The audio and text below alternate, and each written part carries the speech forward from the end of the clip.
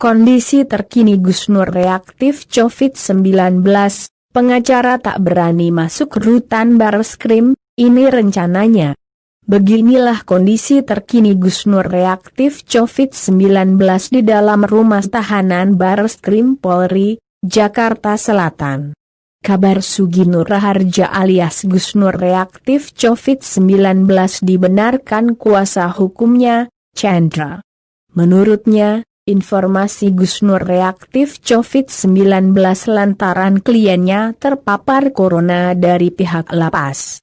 Kita mau masuk, kata pihak lapas dan pihak rutan Gus Nur reaktif COVID-19. Katanya jadi kalaupun masuk harus pakai alat keamanan segala macam. Jadi kita nggak berani masuk, kata Chandra dalam keterangannya, Sabtu, tanggal 14 bulan 11 tahun 2020. Lebih lanjut, Chandra menyampaikan pihaknya tak mengetahui secara pasti pemeriksaan medis yang telah dilakukan oleh Gus Nur. Keterangan dari petugas di sana begitu, cuman kita nggak tanya langsung reaktifnya apakah melalui tes swab yang kemarin dilakukan atau gimana, atau mungkin di dalam itu sudah ada nular begitu. Kita belum nanya detail karena saking khawatirnya akhirnya kita segera keluar dari rutan itu, ungkapnya. Di sisi lain, pihaknya juga telah berencana untuk mengajukan permohonan pembantaran rawat inap di luar rutan Barreskrim Polri.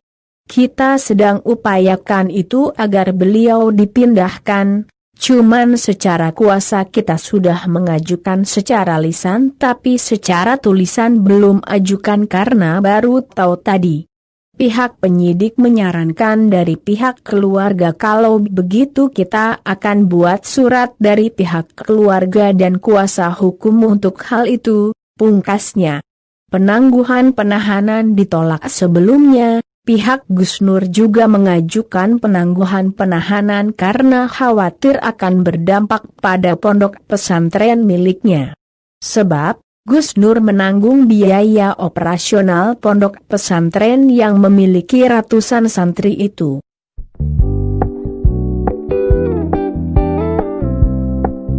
Kuasa hukum Sugi Nur Raharja alias Gus Nur mengajukan penangguhan penahanan untuk kliennya dengan menyertakan ratusan surat jaminan, Rabu, tanggal 28 bulan 10 tahun 2020. Gus Nur merupakan tersangka kasus dugaan ujaran kebencian dan penghinaan terhadap Nahdlatul Ulama, MU. Dengan membawa ratusan surat jaminan dari para tokoh, alim ulama, ustaz, dan pihak keluarga, untuk menjamin bahwa agar Gus Nur ditangguhkan penahanannya, kata kuasa hukum Gus Nur, Chandra Purna Irawan dalam video yang diterima. Kalau tidak ditangguhkan, proses kegiatan belajar mengajar di pondok pesantren itu dikhawatirkan terganggu, tuturnya. Namun, permohonan penangguhan penahanan itu tidak bisa dipenuhi penyidik. Gus Nur masih ditahan di rutan Barreskrim Polri.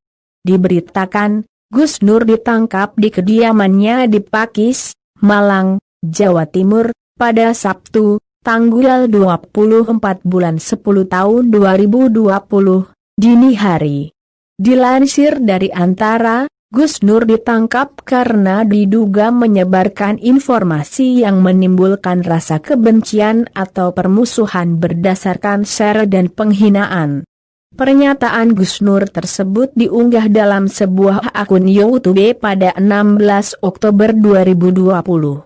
Kemudian, Ketua Pengurus Nahdlatul Ulama Cabang Cirebon Aziz Hakim melaporkan Gus Nur ke Barreskrim Polri yang terdaftar dengan nomor laporan LPB-0596-X-2020-Barreskrim tertanggal 21 Oktober 2020. Selain itu, Aliansi Santri Jember juga melaporkan Gus Nur ke Polres Jember, Senin, tanggal 19 bulan 10 tahun 2020, dengan dugaan menghina Nahdlatul Ulama dalam sebuah video wawancara dengan Refli Harun di YouTube.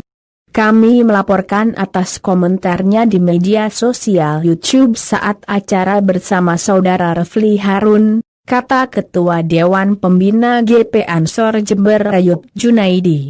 Pernyataan yang dinilai menghina adalah saat Gus Nur mengumpamakan Nahdlatul Ulama sebagai bis umum yang sopirnya mabuk, kondekturnya teler, kernetnya ugal-ugalan, dan isi busnya yakni PKI, liberal, dan sekuler. Motif Sugi Nur hina Nahdlatul Ulama. Polri mengaku sudah mengantongi motif Sugi Nur Raharja alias Gus Nur yang terjerat kasus dugaan ujaran kebencian dan penghinaan terhadap Nahdlatul Ulama. Awi mengungkapkan, Gus Nur merasakan adanya perbedaan di Nahdlatul Ulama saat ini.